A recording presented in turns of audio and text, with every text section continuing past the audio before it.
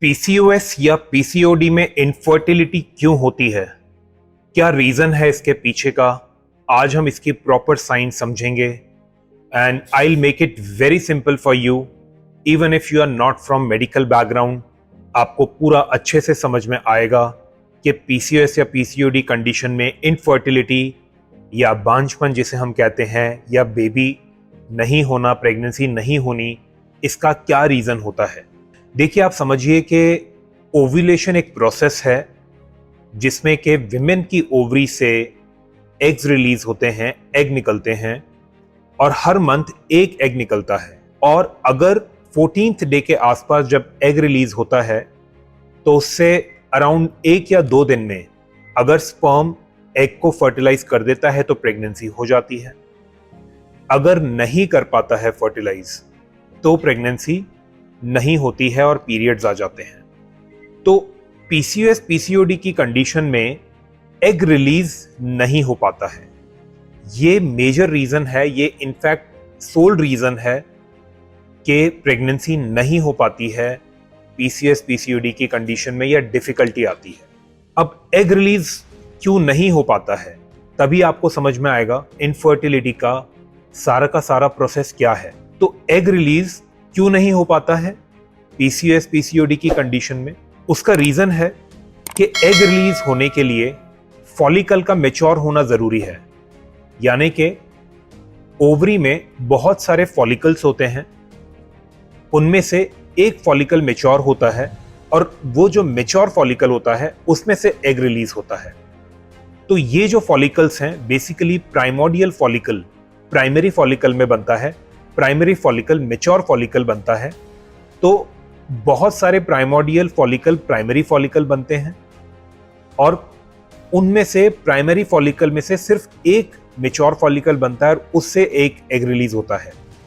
बाकी सारे primary follicles dissolve हो जाते हैं और वो खत्म हो जाते हैं through the process called apoptosis.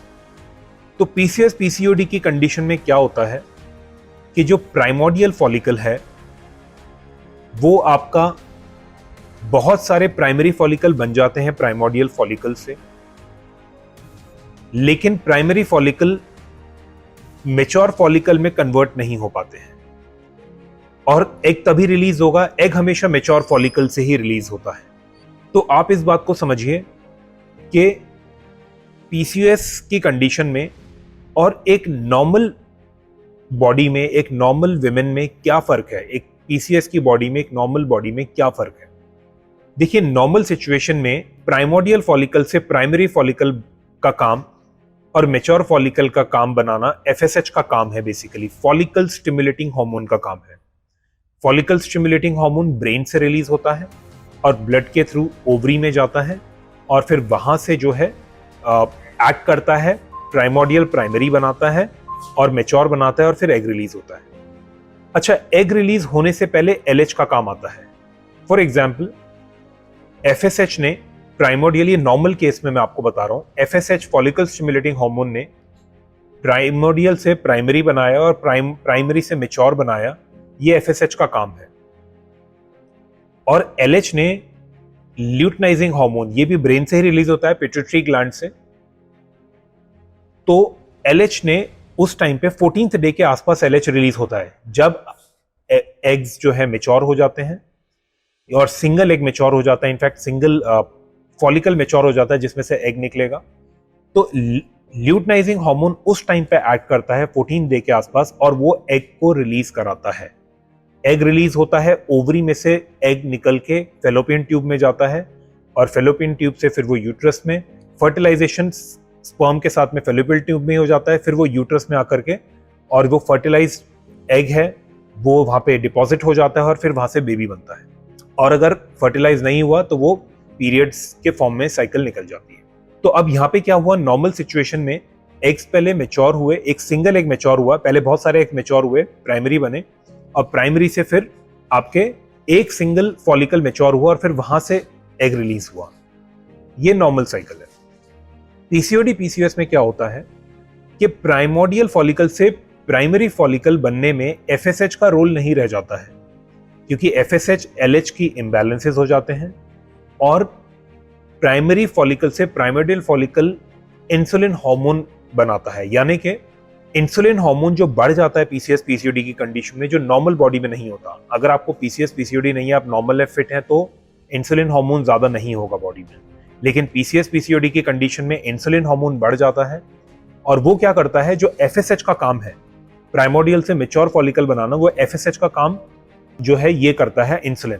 अब इंसुलिन क्या करता है, प्राइमोर्डियल से प्राइमरी तक ले जाता है, ठीक है, और प्राइमरी बहुत सारे फॉलिकल्स बन जाते हैं ओवरी में। अब प्राइमरी से मैच्योर भी बनना जरूरी है, लेकिन इंसुलिन का दूसरा काम भी है। एक तो प्राइमोर्डियल्स को प्राइमरी में बना दिया, बहुत सारों को ग्रो करा दिया, बहुत सारे फॉलिकल्स को। अब प्राइमोर्डियल से प्राइमरी तो बन गए, लेकिन इंसुलिन ने एक और काम करा, टेस्टोस्टेरोन को भी बढ़ा दिया बॉडी में।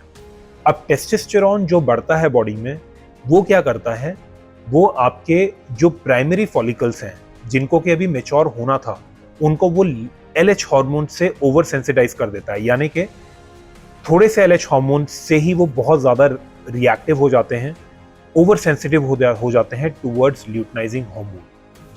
तो क्या होता है कि ल्यूटिनाइजिंग हार्मोन जो कि मैच्योर फॉलिकल पे वर्क करना चाहिए था, वो ल्यूटिनाइजिंग हार्मोन अब प्राइमरी फॉलिकल्स पे वर्क करने लग जाता है, क्योंकि प्राइमरी फॉलिकल्स ही काफी सेंसिटिव हो जाते हैं ल्यूटिनाइजिंग हार्मोन के, LH हार्मोन के। तो अगर ल्यूटिनाइजिंग हार्मोन ने ऑलरेडी प्राइमरी फॉलिकल पे ही एक्ट करना शुरू कर दिया, तो उसके बाद में फिर ओव्यूलेशन नहीं हो पाता है, क्योंकि ओव्यूलेशन तभी होगा जब एग्स मैच्योर होंगे या फॉलिकल मैच्योर होगा। अब फॉलिकल तो मैच्योर हुए नहीं, प्राइमरी बन गए बहुत सारे, प्राइमरी से मैच्योर बने नहीं।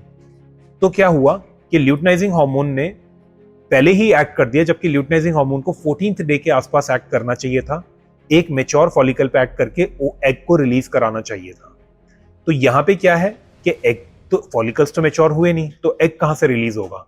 तो इस चक्कर में क्या होता है कि इसे हम फॉलिकुलर अरेस्ट भी कहते हैं, कि बहुत सारे प्राइमरी फॉलिकल्स उसी स्टेज में रह जाते हैं, मैच्योर नहीं हो पाते हैं, क्योंकि ल्यूटिनाइजिंग हार्मोन जो कि बाद में काम करना चाहिए तो पहले ही काम करने लग जाता है।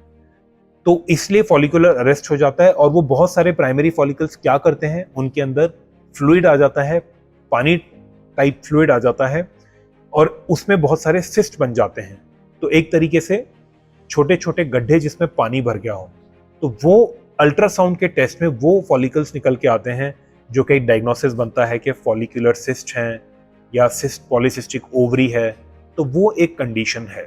तो अब आप देखिए कि जैसे मैं हमेशा बताता हूं कि PCS PCOD की कंडीशन एक हाई इंसुलिन हार्मोन की कंडीशन है। आज मैंने और डिटेल में आपको समझाया है कि अगर हाई इंसुलिन हार्मोन रहता है तो उससे इनफर्टिलिटी क्यों होती है, क्योंकि जब एग्स मैच्योर ही नहीं होंगे, बीच में ही रुक जाएंगे, एक सिंगल फॉलिकल मैच्योर ही नहीं होगा, सिंगल फॉलिकल मैच्योर नहीं होगा, तो फिर एग कहां से रिलीज होगा। बहुत सारे फॉलिकल प्राइमोर्डियल से प्राइमरी तक चले जाएंगे, मैच्योरिटी स्टेज तक नहीं जा पाएंगे, प्राइमरी पे ही रुक जाएंगे, क्योंकि इंसुलिन हार्मोन ज्यादा था, इंसुलिन ने टेस्टोस्टेरोन बढ़ा दिया, टेस्टोस्टेरोन ने प्राइमरी फॉलिकल्स को इतना सेंसिटिव LH से बना दिया कि उन्होंने पहले ही रिस्पॉन्ड कर दिया LH को, ल्यूटिनाइजिंग हार्मोन को, जो कि बाद में करना चाहिए था 14 डे के आसपास, और तब जाकर के रिलीज होना चाहिए था एग। तो यही एक प्रोसेस है जिसमें कि ओव्यूलेशन भी रुक जाता है, नॉर्मल मंथली साइकिल भी नहीं हो पाती, क्योंकि मंथली साइकिल तब होगी जब 14th डे पे एग रिलीज होगा और 28 से 30 दिन पे साइकिल आएगी। तो जब एग रिलीज नहीं हो रहा है तो नॉर्मल साइकिल भी डिस्टर्ब हो जाती हैं, और इनफर्टिलिटी भी हो जाती है, प्रेगनेंसी में प्रॉब्लम आती है, कुछ टाइम पे बहुत सालों तक ट्राई करने के बाद भी प्रेगनेंसी नहीं हो पाती अगर PCS की कंडीशन बहुत सीवियर है।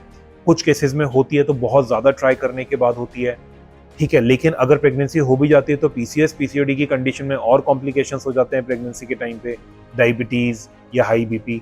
तो इन सब को अगर आपको ठीक करना है तो आपको PCS PCOD के रूट कॉज में जाकर के जड़ से उसको ठीक करना होगा, क्योंकि wrong dietary pattern, wrong lifestyle ही आपके PCS का मेन कारण है। और अगर आप उसको ठीक कर लेंगे तो आपका PCS भी रिवर्स हो जाएगा और आपकी फर्टिलिटी भी आ जाएगी। आप इतने टाइम से जो चाह रहे हैं, या अगर आपको नहीं प्रेगनेंसी हो पा रही है तो वो भी आप सक्सेसफुली अचीव कर पाएंगे। एंड माईकैट प्रोटोकॉल कंप्लीट सपोर्ट देता है PCS रिवर्सल का, कंप्लीट PCS रिवर्सल का, एंड फर्टिलिटी का भी आपको कंप्लीट सपोर्ट रहता है।